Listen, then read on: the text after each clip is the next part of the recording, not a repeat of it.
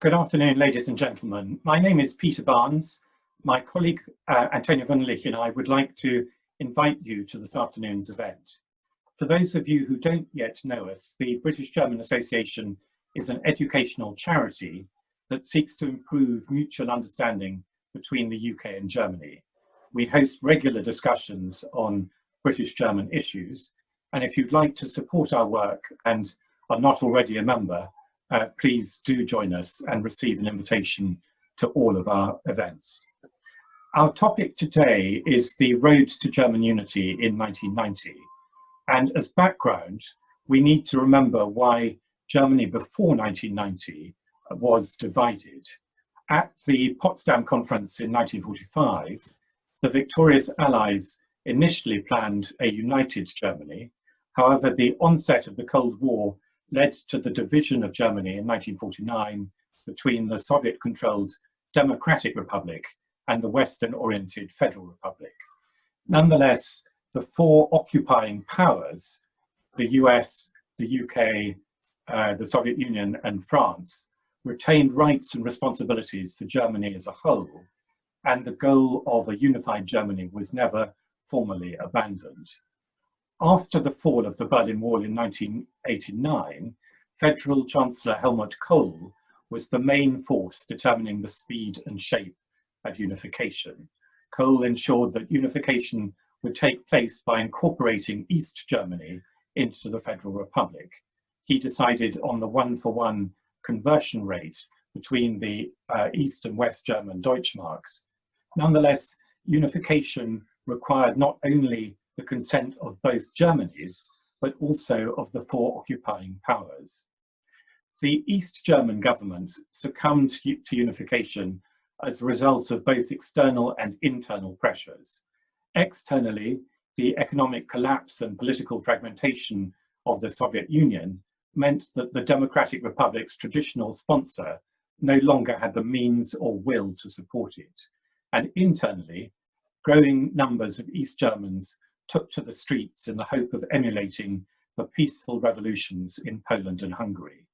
Our first speaker, Professor Timothy Garton Ash, travelled extensively through Germany and Eastern Europe at this time, interviewed many of the leading participants, and analysed developments in his widely acclaimed book, The Magic Lantern.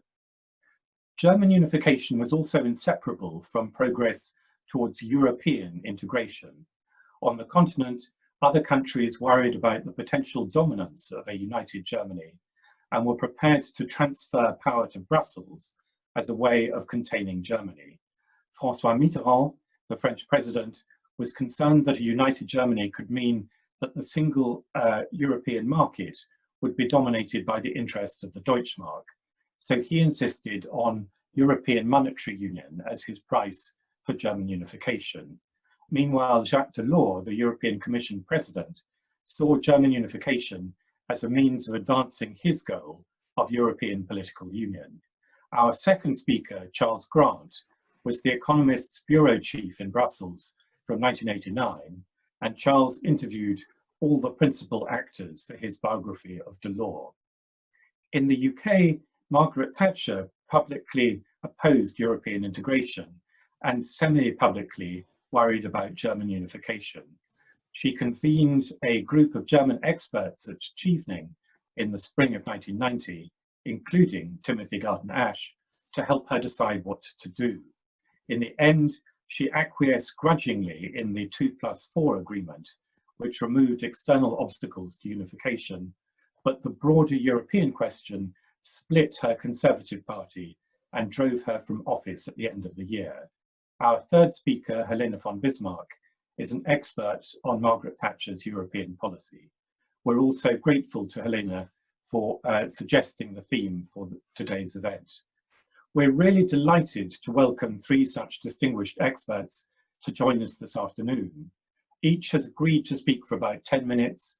I'll then chair a discussion between them, and we will then discuss your questions. Please send in your questions at any time via the Q&A function at the bottom of your screen. And now, to start our event, I would like to welcome Professor Timothy Garton Ash. Thank you very much, Peter. It's a pleasure to be with you here. As an eyewitness of those events, the first thing I want to say is that for me, the crucial experience of German unification was the liberation of the East German people. And we have to remember it was their desire, first for freedom and then for unity, that drove the whole process within Germany. I remember the demonstrations in Leipzig and Dresden, where the chants changed before my eyes from "Wir sind das Volk" to "Wir sind ein Volk," from "we are the people" to "we are one people." And people forget the 18th of March 1990, the first free East German election and last free East German election, where the people of East Germany voted to join the Federal Republic. Anschluss, ja bitte.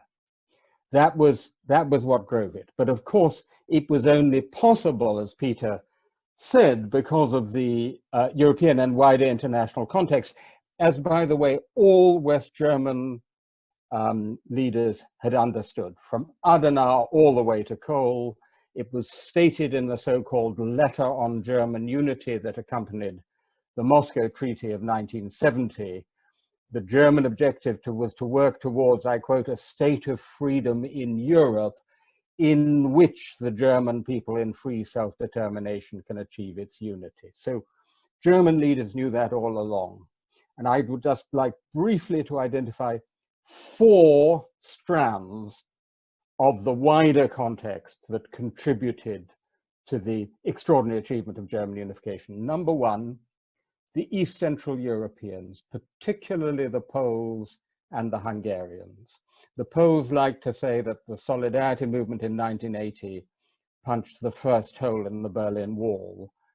A bit self-congratulatory, but there's some truth in that, because Poland was the icebreaker of the process of liberalization in East Central Europe. And remember, Poland had already had the roundtable talks and elected a non-communist prime minister by September 1989. The Hungarians, because of their own reform process, but also because, crucially, they opened the Iron Curtain to Austria. Thousands of East Germans fled across to Austria, and that was a crucial catalyst, initially of the East German protests, and then of the turn to unification. Secondly, Gorbachev became Soviet leader in 1985, completely impossible without Gorbachev. If there had been another Soviet leader, we might still have an East Germany. And indeed, if the Soviet leadership had decided to use force to repress the protests as late as early October 1989, the West would have accepted it, and the division could have carried on for decades. Thirdly, and I know Charles is going to talk about this, but just from my point of view, I want to stress the extraordinary dynamism and attractiveness of the European community in precisely this period, the late 80s. With the contribution of Margaret Thatcher, by the way, and Lord Cockfield, the single European market, let's forget, which is now such a problem for Brexit Britain, was to a significant degree also a British creation, and the movement towards the project of monetary union. This made people in East Central Europe feel more than ever, we want to be part of Europe, not part of the Soviet bloc. That had not been so evident in the 50s or 60s. Finally, last but not least, the United States, an indispensable partner in achieving German unity, and specifically President George H.W. Bush, who of course became president at the beginning of '89, whose statecraft was masterly, also in its restraint, and absolutely crucial in helping Germany to achieve unification. The essential negotiation internationally of German unification was between 3 people: Gorbachev, Kohl, and Bush. I had them together in Berlin in 1999. I'll never forget having the 3 old men together, but they were the 3 statesmen who made it happen. Let me then turn to a couple of people who are perhaps less enthusiastic about it. And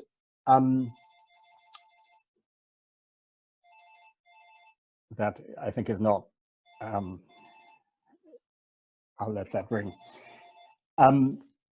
Let me, in the last few minutes, look at three elements where it seems to me the road to German unity has had a significant impact on the road from German unity to where we are today, and then hand over to Charles and Helena.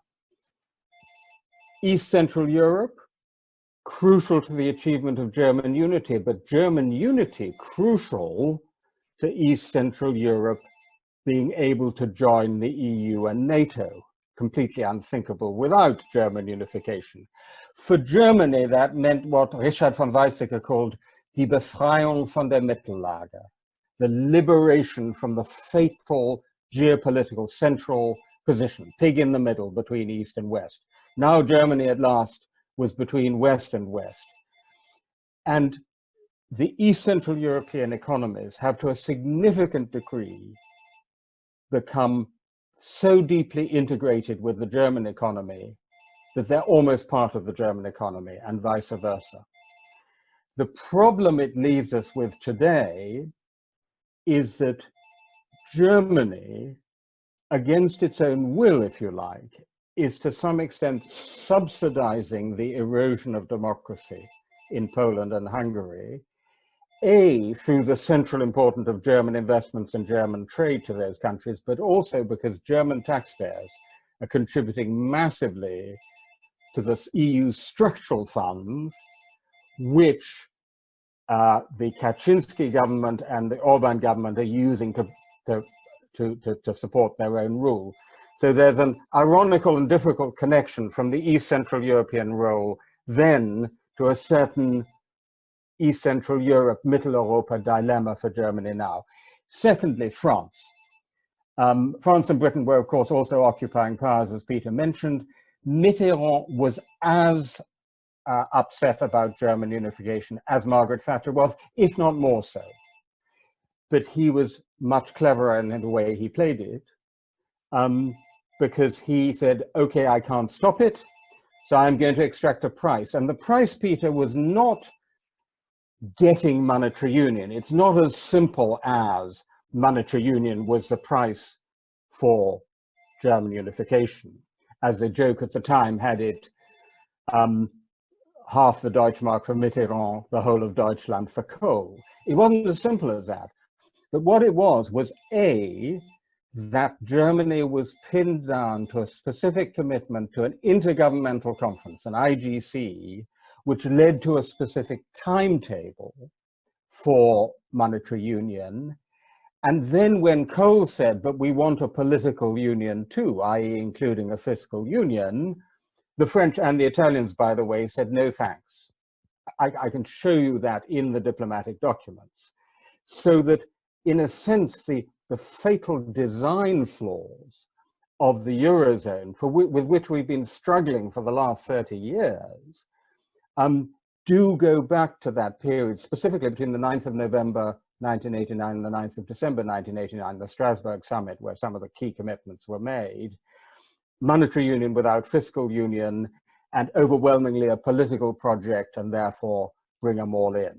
So that's the second, I think, interesting, as it were, path dependency between the road to monetary union and the problems we face today. The third, and I'll be very brief on this, is Britain. So, as you mentioned, Peter, I was part of the March 1990 Chequers seminar. I was actually at Chequers of historians talking to Margaret Thatcher about German unification. We can talk about it in the discussion.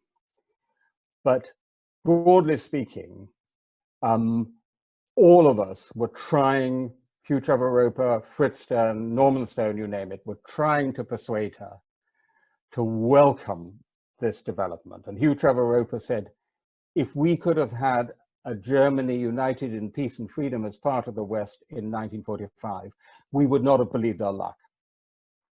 And at the end, I'll never forget, she sat up and said, all right, I've got the message. I'll be very nice to the Germans.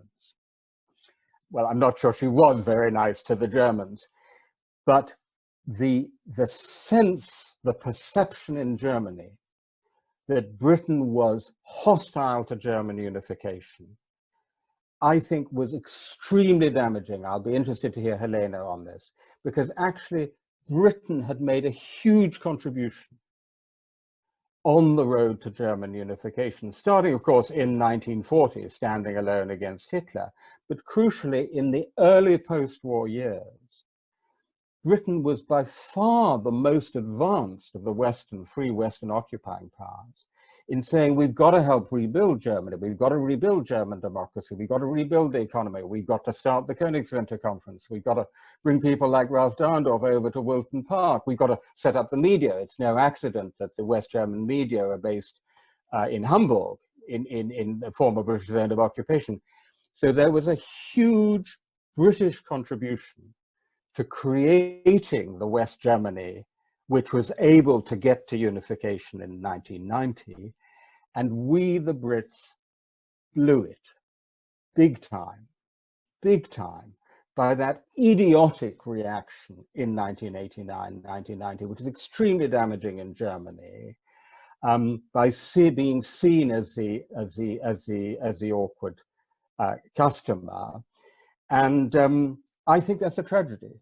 One British diplomat said to me, you know, it was one of the 3 biggest foreign policy mistakes in post-1945 British history. He said, Suez, our reaction to German unification, and the Iraq War. It's an interesting thought.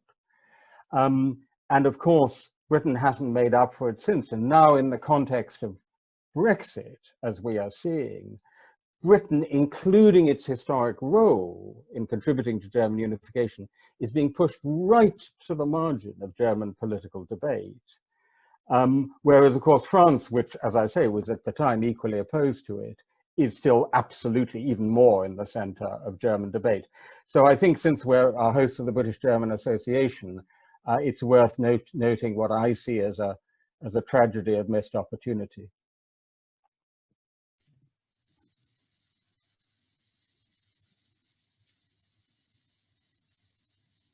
Okay, shall I come in now, Peter? I'm going to be much more specific and nitty-gritty than Tim. Tim's given us a wonderful grand overview. I'm going to get into the weeds of what was going on in Brussels and other places between 1989 and 1991.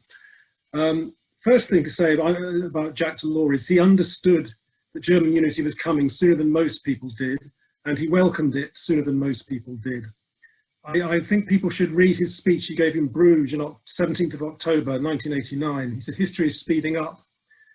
We have to, therefore, need to go for a much more integrated Europe. And he actually said, I quote, how can we be prepared, sorry, how can we prepare the way towards a solution, if not in reinforcing certain of the community's federalist traits, which offer everyone a guarantee of their own existence? There we find the only acceptable and satisfactory response to the German question. He was very clever at exploiting the German question to get a more integrated Europe, while, as Tim has said, France and Britain saw German unity in balance of power terms. As Charles Pole said to me at the time, Thatcher's advisor, we wanted to contain the dominant power, not tie it down. And that really from September until March, Britain at least was on that course of action. Now, why did Delors welcome German unity so much? He saw it was going to happen, that's for a start. He also saw that he had to stay on the right side of the German people and Helmut Kohl in order to get his success for his plan for economic and monetary union. So he made German unity very easy from an EU point of view. There's no need to change the treaties. You could do it within the existing EU treaties, and he set up a special task force to pass about 60 pieces of legislation, which were rubber stamped very, very quickly in a few months by the Council of Ministers to do everything that needed to happen about derogations from EU policies, so the Eastern Länder, and sorting out financial questions. So therefore, the 6 Länder, Eastern Länder, joined West Germany and the EU at the same time on October the 3rd, 1990. And the Germans really appreciated Delors' efforts. I remember Dietrich von Kiau, who was later German ambassador to the EU, at the time with the foreign ministry in Bonn, saying to me, here in Bonn, we know we have 2 friends, Jacques Delors and George Bush. And it is significant that the ceremony on German Unity Day in 1990 only 2 foreign politicians were invited by Helmut Kohl: Enrique Baron Crespo, the President of the European Parliament, and Jacques Delors. Now, obviously, Kohl and Delors got on rather well. They had a lot in common. They were earthy rural people rather than suave bourgeois types. They were both Catholics. They were both Christian Democrats in a way, because Delors would have been a Christian Democrat if he'd been born in any country other than France. They were meeting monthly at this period, and Delors was certainly decisive, in my view, in helping to persuade Helmut Kohl to go for monetary union. But let me mention 3 ways in which German unity and European unity influence each other: 2 positive and 1 negative. The positive one, as Tim has already said, was certainly German unification made it all but certain that Germany would accept economic and monetary union. But it wasn't quite as simple as that. I remember an exchange with Tim, Garton Ash, in the pages of Prospect in the mid or late 1990s, when Tim had written a piece about this, and I pointed out that actually monetary union had a certain economic logic to it anyway, which would have happened whatever happened in terms of German unity. In 1987, Tommaso Padoa-Schioppa, the great Italian economist, brought a report to Jacques Delors, which he pointed out that what is now called the trilemma. I'm not sure the word existed then, perhaps it did. You couldn't have national monetary policies in Europe, free capital flows and exchange rate stability, or at the same time you could have 2 of those things but not 3 of them. And the basic point was the single market program is going to lead to the liberalization of capital movements. The decision was taken in 1988. And when that happened, capital would slosh around the ERM, putting great pressure on the exchange rate mechanism. And the logic implied in the Padoa-Schioppa report was to move towards a single European monetary policy. This is really what persuaded Delors to go for EMU. There are other reasons at the time why he went for EMU, because he was at his peak of his powers. He'd had a success with the single market program, the so-called Paquet Delors, when he sorted out the EU's budget problems. There was a group of leaders together in Europe who trusted each other, who knew each other, had been around for quite a long time, and the European economy was booming. So with all this background, Delors had persuaded Helmut Kohl in the spring of 1989 that really the monetary union was a good idea. Genscher was also trying to persuade Kohl of the same thing, but I believe that Kohl listened more to Delors than Genscher in some of these issues. And so then we had the Hanover Summit of 1988 with the decision taken to set up the Delors Committee on Economic and Monetary Union, with Delors allowed to chair it. And then we get to Madrid a year later. The Delors report appears. That was the first summit I reported on as a young journalist. I was newly arrived in Brussels alongside a guy called Johnson, who was also newly arrived in Brussels, him for the Telegraph, me for the Economist. And we both went to the Madrid summit, our first exciting summit, and there the European Council accepted more or less the Delors report. And the only question was when the intergovernmental conference to rewrite the treaties would start. But from then on, until then, the progress towards monetary union had been internally driven by what was going on inside the EU. Afterwards, events in the world started to influence it. And there was resistance from Karl Otto Perl, the Bundesbank president, Theo Weigel, the finance minister, the Dutch, the Danes, and of course the Luxembourgers, and of course the British. And Kohl did hesitate, because EMU was not a very popular idea in Germany. There were hesitations on Helmut Kohl's part, particularly committing to an intergovernmental conference. But then when you had German unification when the wall fell in November, and that was the time I think that Kohl saw you had to do the 2 together, German unity and the economic and monetary union. But when Mitterrand was finally persuaded that German unity would and should happen, he joined the Delors and Kohl in saying, let's tie down the Germans, essentially. But it wasn't all plain sailing. Tim mentioned the Strasbourg summit. Of course, at that summit, on the dinner on the opening night, Helmut Kohl refused to make a commitment to respect the Oder-Neisse line, which was quite shocking to other countries. But he did it. But then he was persuaded, he was cajoled, he came on in the end. The final summit conclusions of Strasbourg said an intergovernmental conference will start before the end of 1990 on monetary union, and Germany will be unified in the context of European integration. That was monetary union, so certainly German unity helped to cement it and make sure that it was going to happen. Though in my view, without German unity, it might have happened anyway, but not so quickly, not in quite the same way, and it can't be certain it would have happened. We also get to political union. When you get to 1990, everybody's talking about political union. Why? Because federalists had always wanted to use EMU as an excuse for changing institutions and getting more powers of the EU. There was also concern about the democratic deficit. There was also concern that you needed to do more on foreign policy cooperation because of Poland and Hungary becoming democratic, and it was felt the EU couldn't cope with the Eastern changes unless its machinery was made more efficient. And there was the issue of enlargement. Austria had applied for membership of the EU, and people felt you needed to reform the institutions in order to cope with enlargement. But again, it was German unity was absolutely key here. Many Germans felt if they were going to go up monetary sovereignty, the rest of the EU had to give up political sovereignty. The Bundesbank, it's worth remembering, the Bundesbank actually never was a great enthusiast for EMU. It did say if we must have EMU, there has to be political union at the same time. They said this because they thought you'd need fiscal rules and big transfer payments to make EMU a success. Maybe they were partly right on that more than we realised at the time. So the essential bargain that emerged over the next 2 years between Strasbourg and Maastricht in December 1991, the Maastricht Summit, was this, as far as I can see. France got economic and monetary union, and it got EU steps to coordinate foreign policy better. Germany got the Bundesbank model for the European Central Bank and much more power for the European Parliament, which Helmut Kohl was really keen on. And Delors was never very happy with political union as it turned out, but that's we can come back to that in the discussion. I won't dwell on that now.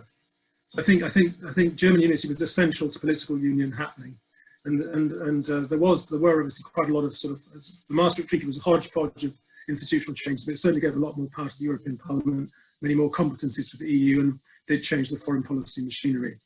But finally, and briefly, there's a third connection between German unity and European unity, which is that German unity nearly destroyed EMU before it was born. Back to Padoa-Schioppa's prescient warning to Delors in 1987.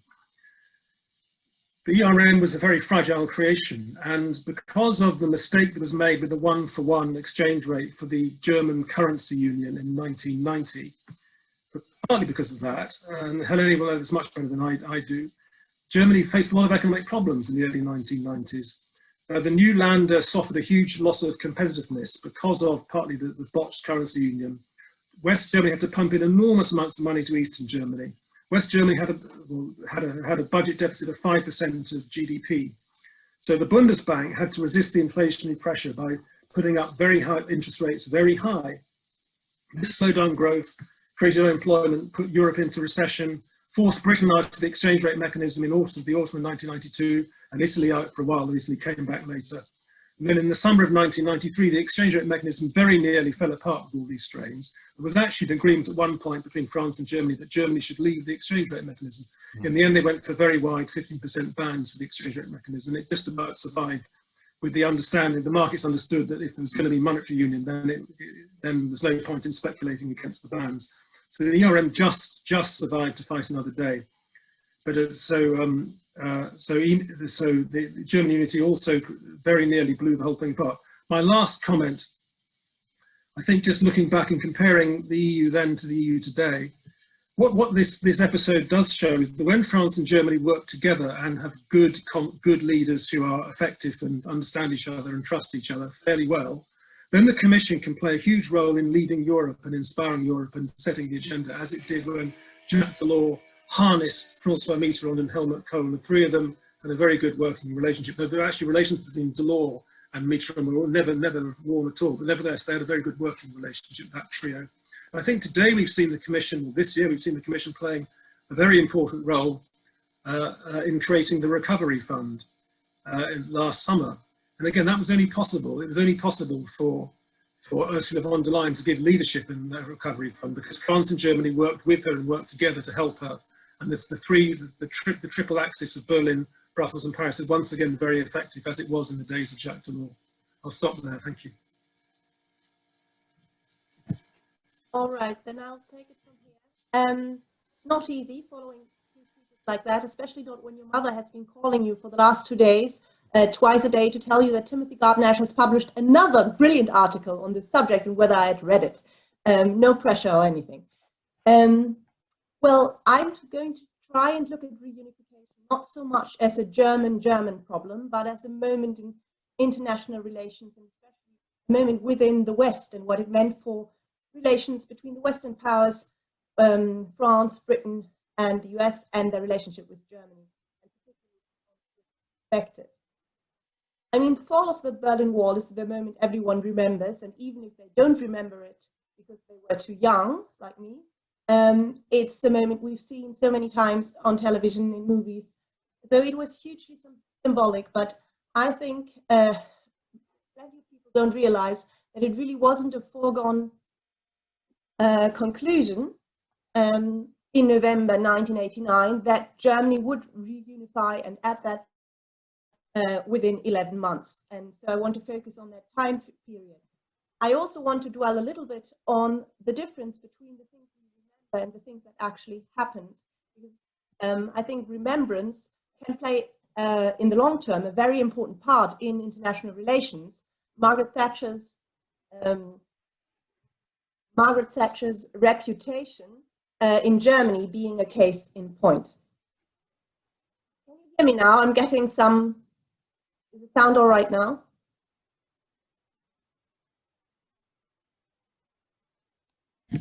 It comes and goes, Selena. It comes and goes, your sound. It comes and goes. You don't have a headpiece by any chance, do you? Yes. Hold on.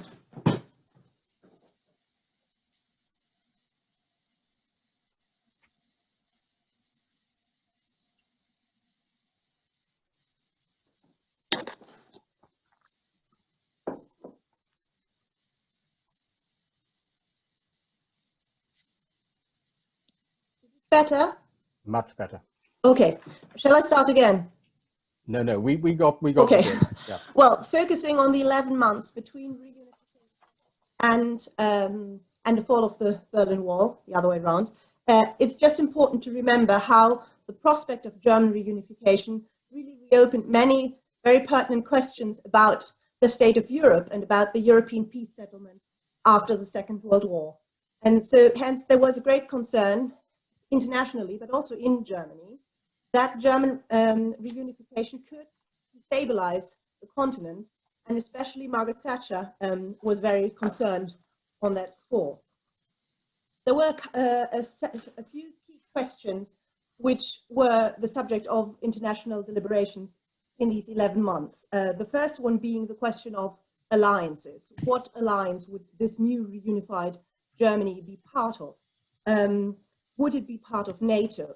And if, and that brings me to the second question, if a reunified Germany was part of NATO, what would that mean for the stationing of troops in Eastern Germany? Would Soviet troops withdraw permanently? Would they be allowed to stay? Would NATO troops be allowed to stay in to be stationed in Eastern Germany? And all these questions, of course, couldn't be solved without the agreement of the Soviet Union. So that was one of the key questions, and actually the last question of all to be resolved.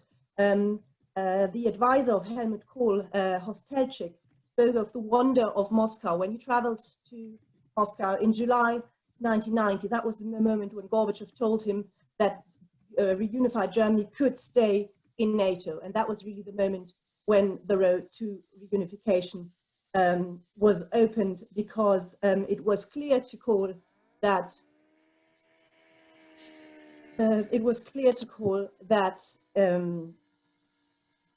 that he wanted the reunified Germany to be part of the West, a Germany in the Mittellager, which Timothy has mentioned. A neutral Germany was not acceptable to Helmut Kohl, and of course it wasn't acceptable to the Western allies. The next question, apart from alliances and troop stationing, was a question of borders, and then of course, especially the eastern border, the Oder-Neisse line. I have to take issue with something Charles said about the Strasbourg summit. He said that Kohl at that summit in December 1989 refused to commit himself to the Oder-Neisse line. This is something which Margaret Thatcher said in her famous or infamous Spiegel interview in March 1990, that Kohl had said that. Kohl absolutely denies that he did. And the problem with the Oder-Neisse line at the time was that Kohl, that's what he said, that Kohl was holding back on that issue for domestic electoral reasons. It was an election year in Germany, and the far-right Republican Party was on the rise. So his concern was committing himself too early would have a negative effect and give the far right an opening, which is why he would commit himself in private but not in public. But that wasn't good enough for Margaret Thatcher, and it wasn't good enough for François Mitterrand, and it wasn't good enough for the Polish government, and understandably so. So this was a major point of contention as well in that period. And then, of course, Charles has said this in much detail, so I'll be brief. The next big question was the future of the European community and the question whether Eastern Germany would be allowed to join it. Jacques Delors said as in January 1990 that from his point of view, there was no problem with Eastern Germany joining. Margaret Thatcher was greatly angered by that statement, and François Mitterrand didn't like it either. So it's, I'll get back to this in a minute, but it's also an important context. So how does Margaret Thatcher come into all of this? I think what's really important is that we talk about Thatcher and about her German policy as well as her European policy. There is a certain disparity between her rhetoric and between the things she actually did. So we have to draw a line between her personal opinion on certain matters, but also on what she did about them. As far as her personal opinion is concerned, and Charles Moore's very recent biography of her confirms that, and he's a very sympathetic biographer, she was very much opposed to German reunification. And it was not just because she was concerned about the consequences it might have on the Soviet Union. That was an argument she often reiterated in public. She was worried that if German reunification went ahead too fast, Gorbachev would face a military coup in the Soviet Union, and then all the efforts towards reform in the Eastern Bloc, especially in the Soviet Union, would go to waste. And it's true that that was a real concern of hers, but it was not the only one. She was also very much concerned what a reunified Germany might mean. It would be a very large, economically very powerful country, and she had not forgotten the Second World War. She actually carried maps of Germany's different sizes over the decades in her handbag, showed them to Bush at a meeting in Washington, D.C. And so her fear of Germany was very real. So it's not just concern for Gorbachev. What's interesting is, because it's already been said that Mitterrand also was afraid of what this Germany could be, they had a different approach to what would be the solution of this. Mitterrand thought that the best way of reining a reunified Germany in would to have it would be more European integration and to have Germany as part of that. But Thatcher wasn't convinced by that. She thought that binding Germany into the EC wouldn't do any good as far as German power was concerned, because it would only exacerbate Germany's economic power on the continent. So this is her personal opinion. Now, what did she do about it? One thing nobody in the Foreign Office in Germany has forgotten is the fact that at a trip to Moscow in September 1989, she told Gorbachev that reunification was not on the agenda. That's a quote plenty of people remember. But I think it's fair to say that was 2 months before the wall came down, so it's a different context which we should take into account. And then once the wall had come down, it's actually a very brief period until January when she hoped or struggled, trying to maybe not so much prevent, but rather postpone German reunification, or slow it down. But it became apparent very quickly, especially because of the American position, that there wasn't that much she could do about that. She liked the idea. You have very early sources where she talks about the four powers reigning in the Germans and exercising more control over the two Germanys.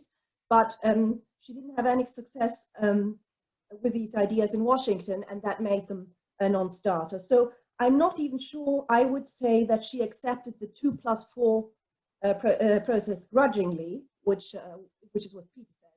Because once it had become clear that reunification was inevitable, Britain actually played a very important part in that process. I'm supposed to wrap up already. what was disastrous was Thatcher's public diplomacy. I've already watched one interview in March in the Spiegel. There was another one in the Wall Street Journal in January, where she said that nationalism in Germany was not dead. And I think she didn't probably realize how nationalism, that word, is perceived in Germany, that it basically meant that the Nazis are back. So that was very hurtful and did a lot of harm, that interview.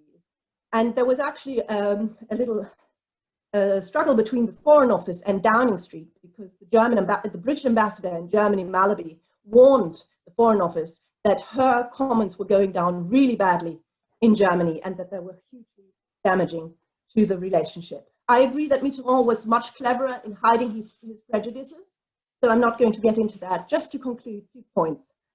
I think this whole period shows 2 things which we can learn from today.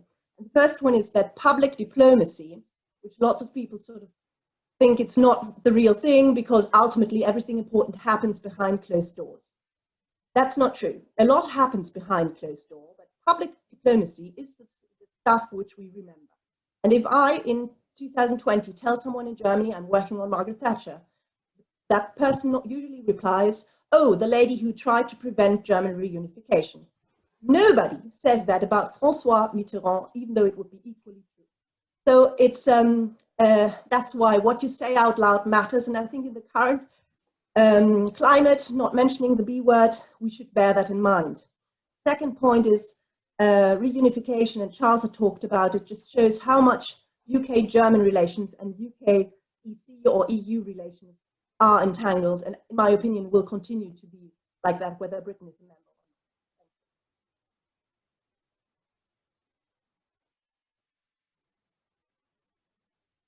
Well, I'm extremely grateful to our 3 panelists for some really excellent and thought-provoking talks, which we could spend the rest of the afternoon discussing. Unfortunately, we only have around 20 minutes, so please continue to send your questions in via chat, and we will try to address as many of them as we can.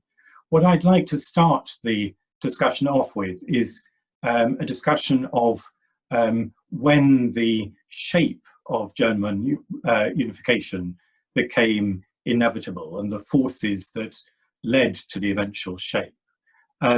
When the Grundgesetz was originally drawn up in 1949, it had been seen as a temporary document pending the constitution for united Germany. And yet, at the time of unification, effectively, the Democratic Republic was incorporated into the Federal Republic without any change to the constitution and very much on West German terms. And in addition, as a number of people have already mentioned, the 1-for-1 exchange rate between the East and West German Deutschmark was, I think, designed as a way of making individuals in the East feel comfortable with unification, but actually was extremely damaging to East German competitiveness. So I'd be very interested in the views of the panelists as to what were the factors that actually shaped the way, and in addition perhaps the speed at which German unification took place. Perhaps I could kick off on that. I would go back to the 18th of March 1990. That is the moment at which the proposition is put to the East German people, and alternative propositions were put to them in those elections, if you remember, other ways of proceeding to unification, and the German people overwhelmingly voted to join, simply to join the Federal Republic. Yeah. And part of the reason they did was, as you rightly say, the promise of 1-to-1. This economically disastrous, but politically and personally very attractive exchange rate. Since it's always fun to play the game of counterfactuals, play the counterfactual that the Chancellor of the Federal Republic at that moment had been the other Helmut, not Helmut Kohl, but Helmut Schmidt, the economist, the man who understood the economy.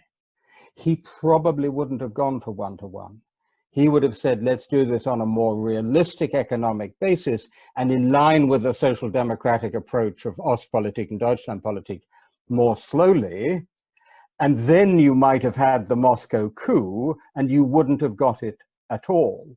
So my view is that we do have Helmut Kohl to thank for the fact that he powered ahead just as fast as he possibly could, including offering this unrealistic exchange rate, as he himself put it, to get in the harvest before the storm comes. So I think you can play out other paths which might have set out to German unification, but actually not ended there at all, and certainly not ended there in such good time. Excellent. Would any of the other two panelists like to comment on that question? Okay, fantastic. I think, Timothy, you mentioned that a British diplomat had described Thatcher's attitude towards unification as one of the big three post-war foreign policy mistakes. But there have been a number of people since 1990 on the British side who have been and remained critical of unification. I think the person you drove to Chequers with, Norman Stone, subsequently recanted his support for German unification in an article he wrote in the late 90s. And Paul Lever's recent book, Berlin Rules, I think also contains a degree of skepticism about whether a united Germany has been in Britain's long-term interest. So I just wonder if you could expand a bit more on the sort of pros and cons of German unification from a British point of view in the longer term. Well, I'm very impressed that you know who I drove to Chequers with. You must have very good sources. I don't think Norman Stone ever did anything so consistent as simply to recant. He simply liked to provoke. So he said many things, but I can tell you, at the actual meeting, he was absolutely with me and Fritz Stern and Hugh Trevor Roper and others and saying, you've got to seize this opportunity. That definitely wasn't his line at the time. The Foreign Office, including Douglas Hurd, were always horrified. Douglas sat there for about 6 hours with a pained expression on his face while Mrs. Thatcher sounded off. And actually the Foreign Office published a whole volume of documents some years later, which could be summarized in the phrase, it wasn't us, Governor, it was her. I mean, it was absolutely clear. So, you know, it wasn't, and Helena is absolutely right on this, the consensual position of the British government at all. No, it was very much her personal instincts, even more than her personal policy. I absolutely do not think that Britain has lost from the fact of German unification. It has lost from its own inability to understand the changed geopolitics of Europe and indeed the world, and to find a role for itself in that world. In an interesting way, actually, despite getting monetary union, and I'd be interested to hear Charles on this, but in an interesting way, you could almost argue that at least until Brexit, which was our own mistake, not anybody else's, but at least until Brexit, you could almost argue that actually, if you took the European Union in 2015, France had lost almost more than Britain had, because France had lost its central role, its central commanding role in the smaller Western European Union.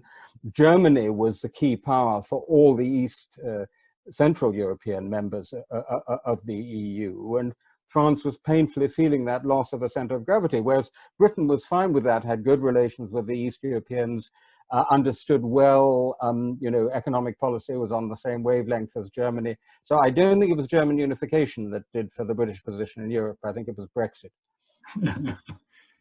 Charles or Helena, comments on that? No? Let's bring in a few audience questions. So we have a question from Roger Wolf about NATO and the whether that played an important role in the unification discussions.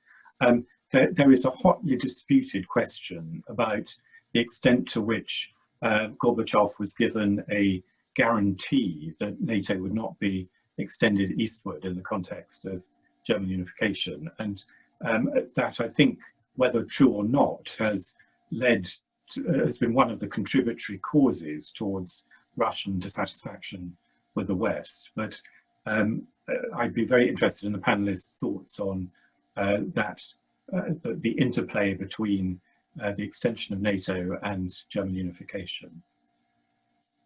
Helena. Okay. Well, it's a very important point talking about NATO, because that's actually, in my opinion, an area where Thatcher was helpful to Germany. Just briefly talking about Chequers, when we talk about Chequers and the leaked report about Chequers, which did a lot of harm again in public opinion in Germany, that seminar was at the end of March, but the period that I spoke about where Thatcher was so concerned and so grudging in her approach to this was much earlier. It was in December and early January. So we should.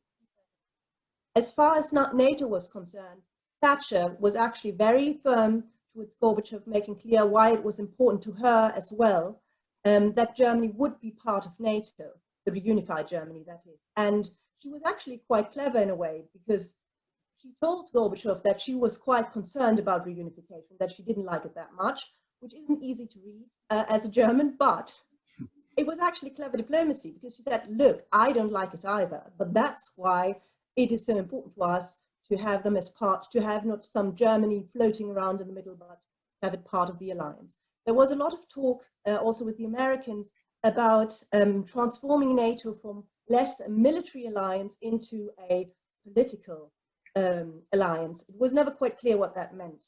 So I would say that yes, NATO was important. Thatcher was absolutely in favor of having Germany inside, but she was quite understanding why the Russians would be reluctant to have NATO troops stationed in Eastern Germany, which in her opinion was too much to ask from the Russians. Can I add just one sentence? I agree with everything that Helena said. Actually, I think for Russian resentment, the key thing is not Germany in NATO. The key thing is the deployment of NATO troops in Eastern Europe, including the Baltic states, formerly part of the Soviet Union.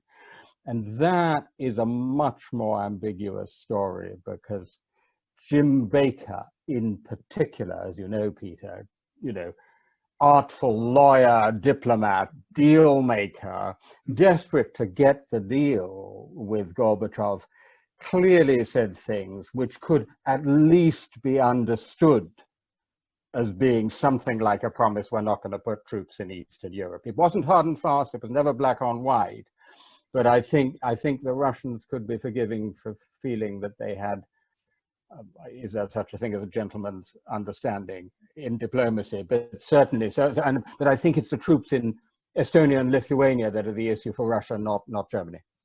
I mean, what matters, Tim, is that the Russians actually believe that there was a promise that was broken, whatever the actual truth. I mean, all Russians, including liberal Russians, believe that. I think that's right. Many of them do. And the related matter, of course, they also believe they were promised that NATO would not extend into Eastern Europe, which it has now done. Whether there was such a promise is a highly moot point. I'm not sure there was, but they believed there was such a promise. Let's move across to the Atlantic perspective and bring in a question from James Humphrey. Tim, in your opening comments, you said that you thought the three most important people in the debate were Kohl, George H.W. Bush and Gorbachev. To what extent did the American perspective directly influence the British one, or were those two entirely independently arrived at views? Are you coming to me on that? Coming to you, I think, as you made the point in advance, but happy to bring in either of the other two panelists. Well, I know Helena has worked on this, but I mean, for conservatives of Margaret Thatcher's persuasion, it was, as the old quip has it, God and Anglo-American relations. Nothing was more important than what the US said and thought about this, and so clearly she was very influenced by the fact that Bush was saying, come on, Margaret, we've got to do this, it's good for us. But I, you know, I don't think it was simply a function of American policy. Otherwise, she wouldn't have taken this very different position. And I just to sort of react to what Helena said, I think, first of all, you're absolutely right that her personal view, and by the way, one thing which I want to emphasize, it's true that her sort of mental clock had stopped in 1940. You know, the Germans were bad and the French were feeble and the rest of Europe had collapsed and we stood alone. But as important, and this came out again and again in the Chequer seminar, was her personal experience of being handbagged by Helmut Kohl. She kept coming back to saying, you weren't at this summit or that summit where Helmut Kohl bullied us all into taking his line. And it shows how dangerous it is for leaders to meet all the time. Because if they get on well, that's great. But if they don't, as Thatcher and Kohl didn't, it's disastrous. And just to underline one other point Helena made with an anecdote, in the middle of the seminar, we were interrupted because some private secretary hurried in with some latest news, and the latest news was from the Baltic states. And it was about the independence movement in the Baltic states. And she said, we're really very worried because we think it might topple Gorbachev. She actually said that to us. So I think that was also a big consideration for her. Helena? Yes, well, the personal relationship with Helmut Kohl certainly was not great. I agree with that. And I think that was mutual, by the way, the feeling. I think another personal relationship, which is important here, is her personal relationship with Bush, because it was not as good as her relationship with Reagan. She missed Reagan very much, and she really didn't have that same kind of personal call with Bush that she had enjoyed with Reagan for a very long time. So that made it difficult for her. I think that the American point of view absolutely influenced her. Whether it convinced her is another story, but she was smart and realistic enough to know that if the Americans were in full support of reunification, then this was an established fact. The question was how it would come about, and this is why she then threw herself into the 2+4 process. What's also interesting is Patrick Salmon is in the audience I've seen. I've just read his collection of sources on this issue in British sources. And apparently Thatcher, for a very brief moment after the war came down, floated towards the Americans. By implication, the idea that it would be quite useful to have the Soviet Union as a sort of counterweight to a reunified Germany. And that was a thought which really did not go down well in Washington, and they made that very clear. But I also agree with Tim, she wasn't just some, ventriloquist dummy for the Americans. She had her own views. But I mean, she adapted to the situation. And she also knew that Mitterrand grumbling about reunification wouldn't help her if the Americans were in favor. Super. I'd like to squeeze in one last question from Imogen Cheney about the extent to which Germany was reunified as opposed to reformed, and to the extent to which East German culture was preserved. There was, for a long time after unification, there was this so-called divide between the Osses and the Wesses.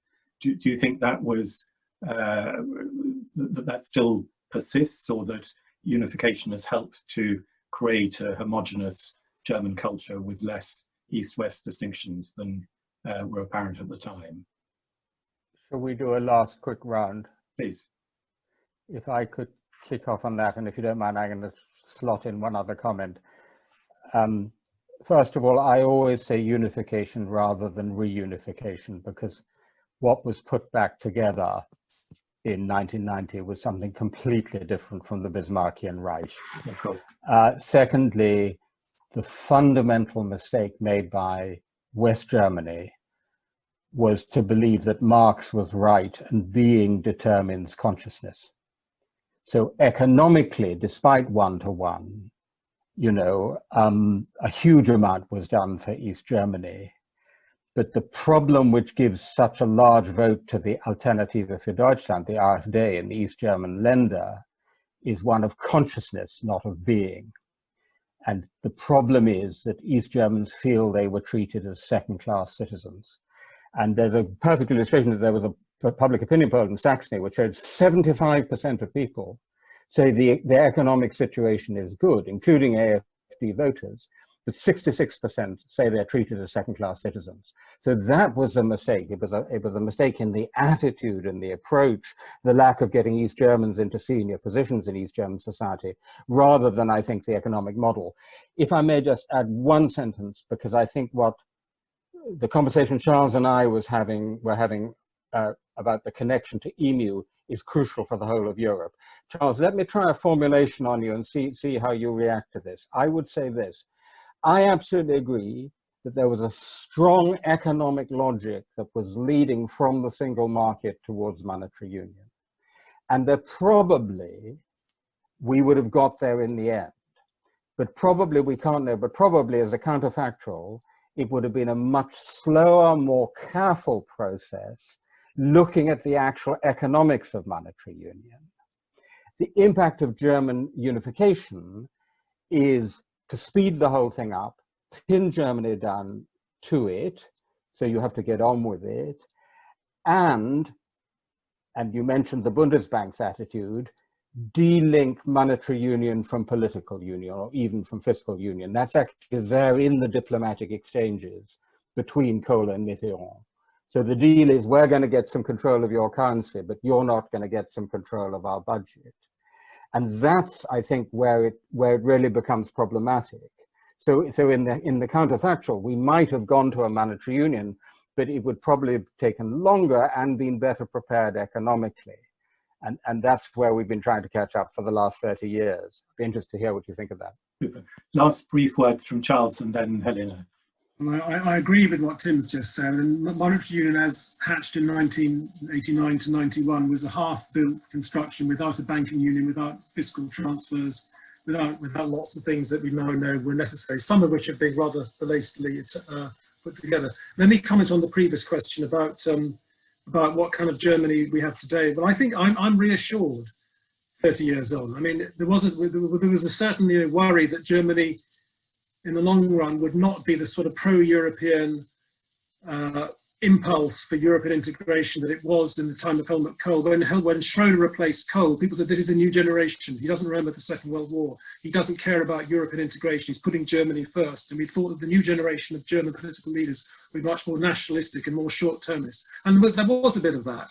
But actually, I think we've seen in recent years that we need not have worried so much. It is true in the Eastern Lander, 40% of Germans now vote for Die Linke or AfD, which is worrying. But luckily, they don't determine the whole policy of the united Germany, which is still fundamentally pro-European. If you look at what Merkel's done on the recovery fund this year, agreeing to fiscal transfers to Southern Europe, we see that Germany is still the beating heart of the European impulse, pushing forward a more integrated Europe, in moderately and reasonably, with hesitations, of course, and doing too little too late some of the time, but doing it in the end. So I'm reassured that today's Europe, even if the people running Europe and the people likely to run Europe in the next few years are not those who remember the Second World War, they will still understand that Germany is too big and powerful to be at ease with its neighbours unless it is embedded in a much more integrated Europe. That is the message that Kohl and Mitterrand and Delors all believed in, that you have to tie the Germans down because they're too big to be trusted on their own. Helena, last words from you. Worrying what you see in some parts of Eastern Germany, and it's just to our internal shame that people would vote for the AfD, in my opinion, and also not keen that so many people would vote for the Linke. But I would also say it's a question of generations. I mean, I already have a different perspective because my experiences obviously don't compare to Charles and Tim's because I was 8 at the time. If I meet somebody new, I don't ask myself whether that person is an Ossi or a Wessi. My parents do. So I think this is also something. The moment when I became aware of the fact that Germany had ever been divided was the moment when it was over. That was in 1990, when the Western German school in Moscow, which I attended, was merged with the Eastern German, whole new school. I was living there because of my parents' work. So I am optimistic. I would agree that we are very firmly committed to Europe. And but there are nevertheless, of course, problems. One of these problems is also the Landflucht. So many people moving out of rural areas, and the people who are left behind aren't very optimistic about their role in society and are more prone to vote for. Generally, I'm optimistic. Thank you very much. I know my colleague Antony would like to wind up the debate, but thank you all very much for your contributions. Yes, so thank you to Professor Timothy Garton Ash, Charles Grant and Dr. Helena von Bismarck for joining us today and for sharing their thoughts on and experiences of the run-up to German unification in 1990. Professor Garton Ash has just today published an article in The Guardian talking about German unification in 1990, so you can find it in the opinion section on the Guardian website in case you would like to have a look. To those of you who are new to the BGA, we hope you enjoyed today's discussion, and we would like to encourage you to become BGA members if you are interested in events like this one. We have an upcoming event with the Foreign, Commonwealth and Development Office on the 6th of October, where we will be also reflecting on German reunification or unification in 1990.